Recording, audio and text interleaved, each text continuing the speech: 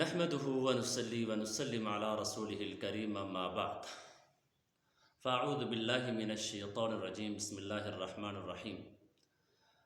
سجدہ سہو کے مسائل میں سے مسئلہ نمبر 8 کے ساتھ حاضر خدمت ہے۔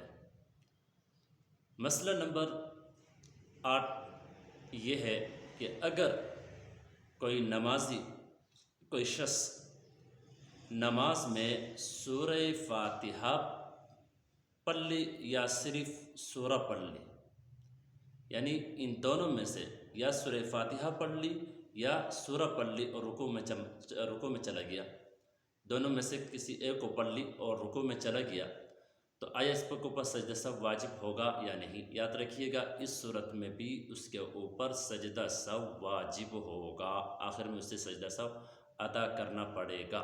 یعنی ان دو سورہ فاتحہ کو پڑھ لی اور سورہ نہیں پڑھا، یا سورہ پڑھ لی اور سورہ فاتحہ نہیں پڑھی، تو ان دونوں صورتوں میں اس کے اوپر سجدہ سہو واجب ہوگا۔ اللہ رب العزت ہمیں عمل کی توفیق نصیب فرمائے۔